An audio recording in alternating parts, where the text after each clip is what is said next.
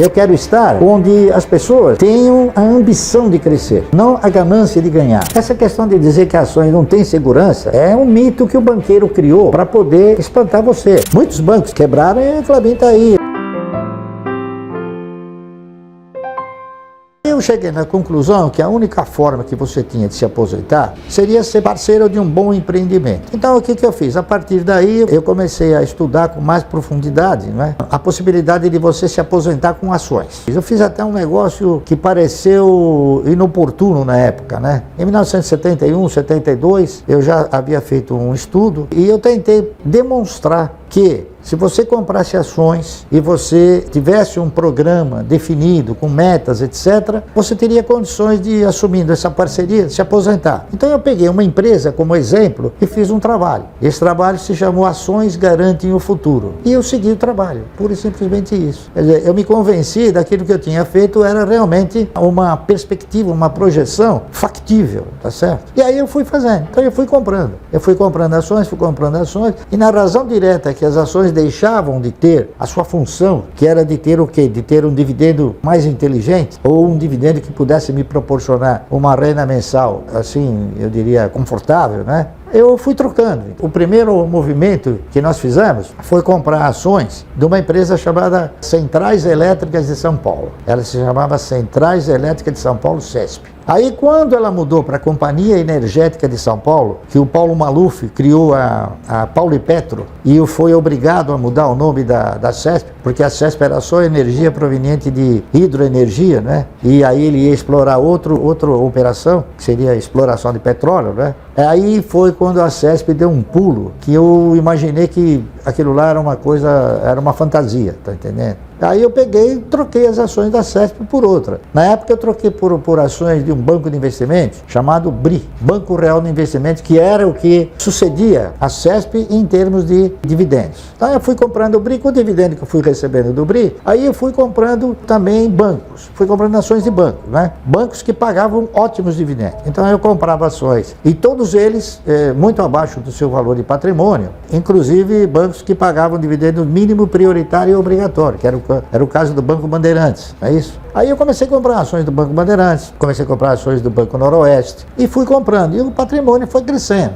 No meio disso tiveram algumas investidas, né, que acabaram produzindo capital, que foi aumentando essa posição acionária, né? Tudo começou assim. Quando eu recomendo a pessoa fazer uma carteira de previdência, a primeira coisa que eu digo para a pessoa é o seguinte: você tem que incorporar o espírito do investimento e o sentido da parceria. Tá entendendo? Você tem que sentimentalizar que você não está comprando ações pelo simples fato de comprar. Você está comprando ações de um projeto que possa ser bem sucedido, tá correto? E eu passei a fazer isso. Eu passei a examinar projetos, principalmente de empresas que tivessem duas características, né? Que o setor fosse um setor perene e que ele produzisse sustentabilidade. Quando você define o que você vai fazer, e na minha opinião todos deveriam definir isso, né? Que não adianta você comprar ações de uma construtora que não tem essa perenidade, nem tem essa sustentabilidade, e outras empresas também. Então, você vai onde tem o quê? A perenidade, a perspectiva da perenidade e a sustentabilidade. Então, as ações que eu tenho são ações que possuem essa característica. Simplesmente isso, tá entendendo? É por isso que eu não tenho milhões de ações, eu tenho uma quantidade reduzida de ações.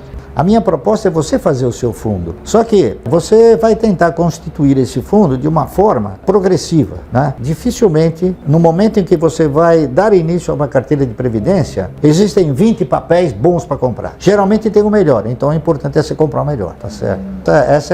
Esse é meu foco. Eu fui me modulando no sentido de, primeiramente, controlar os meus egos e depois administrá-los. Então, eu também fui jovem, também tive, assim, ímpetos, né? Mas eu fiz a coisa e achei que não era bem como eu imaginava. As coisas são um pouco diferentes. Essa aqui é a realidade. Então eu vou atrás de exemplos, de grandes e bons exemplos, tá certo? Lamentavelmente no Brasil nós não temos, assim, um elenco de exemplos bons numa quantidade muito grande. Você tem uma quantidade pequena, né? E é por isso que eu tenho uma quantidade pequena de ações, de empresas que me gratificam muito bem, tá entendendo? Você tem que ter disciplina em tudo. Eu acho que a disciplina é uma coisa que deve te orientar em todos todos os seus movimentos, não é isso? Senão você acaba desgovernando a sua trajetória, não é isso? A disciplina que eu tenho em relação às ações é ter consolidado o fato, né, de que parceria em ações é a forma mais assim conveniente de você formar uma renda mensal progressiva, tá certo? E se você não tiver a disciplina e a paciência, são dois fatores que eu reputo de fundamental importância para o indivíduo. Então, em tudo você tem que ter o quê? Disciplina. Você tem que ter disciplina na alimentação, disciplina no vestir, enfim, disciplina em tudo. Eu procuro ser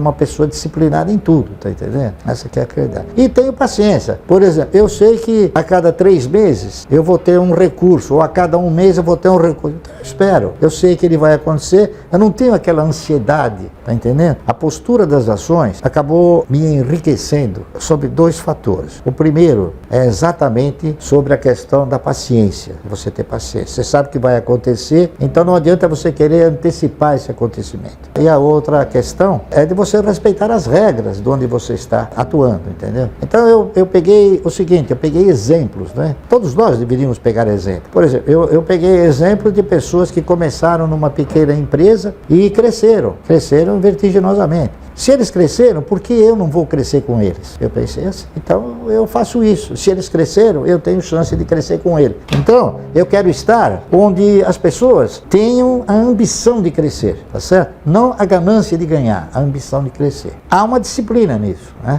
Essa aqui é a realidade. E outra, é você ter o quê? Você ter a condição de não extrapolar dentro dessa disciplina e dentro desse controle de egos, né? Você não extrapolar, você não sair fora do teu eu, daquilo que você... Né? Eu venho, por exemplo, de uma origem humilde, né? Então eu nunca quis, assim, coisas megalomaníacas, tá entendendo? Nunca pretendi, achei que nunca poderia ter. Agora que eu posso ter, eu chego e acho que não tem necessidade, tá entendendo? Essa que é a verdade. Então eu comecei a ter uma forma de pensamento seguinte, que o cara que tem, por exemplo, um carro de 450 mil dólares ou 450 mil reais, é um patrocinador, ele patrocina aquela empresa que está vendendo uma grife. Porque, na verdade, todos os carros andam, todos os carros têm porta, têm direção, têm roda, tem ar-condicionado, tem rádio, né? Tem elétrico, só que um custa 500 mil reais e o outro custa 30 mil.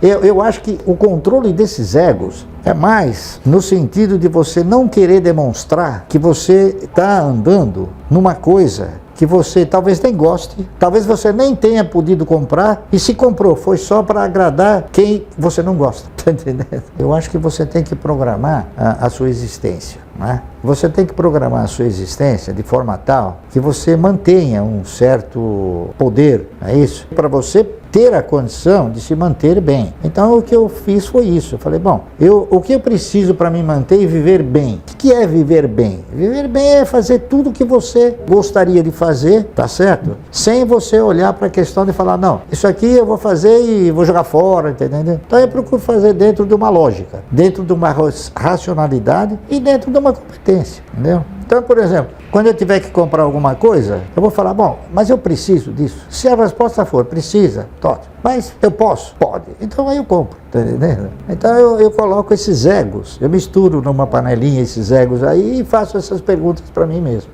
E uma outra coisa que eu gostaria de falar também, que eu acho importante falar isso que eu vou falar. Em 1989, após a eleição do Collor, né, nós tivemos um contingenciamento, um encurralamento da moeda, né? O Collor fez o seguinte, ele trocou o padrão monetário de cruzado para cruzeiro. E o que ele fez? Ele falou, bom, todos os lugares onde tiver um saldo em cruzados serão encurralados. Muito bem. Então, quem tinha dinheiro na poupança, quem tinha letra de câmbio, quem tinha obrigações do Tesouro, na época era ORTN, né? Quem tinha letra do Tesouro, enfim, todos foram contingenciados, menos as ações. Se você tivesse ações, no dia em que ele mudou o padrão monetário, se você tivesse vendido um dia antes, você ia receber em cruzado. Se você vendesse no dia seguinte, você já receberia em cruzeiro. Afetou todos, menos as ações. Então, essa questão de dizer que ações não têm segurança é um mito que o banqueiro criou para poder espantar você. Por quê? Porque se você não tem cultura, você vai ser simplesmente e facilmente ludibriado. Por que você empresta dinheiro para o governo e não compra grandes projetos? É cultura, não é isso? E você tem medo, alguém colocou na sua cabeça, não, você vai comprar ações, pelo amor de Deus, né? O cara vai quebrar. Esse cidadão que fala que o cara vai quebrar, ele não sabe, por exemplo, que o Banco Clabin tem 120 anos, né? Muitos bancos quebraram e a Clabin está aí, a Clabin, a Suzano, enfim, outras empresas. O meu conceito de riqueza é o seguinte, eu acho que rico é aquele que se contenta com o que tem. Eu sou um cara pobre, tá entendendo? Essa que é a verdade.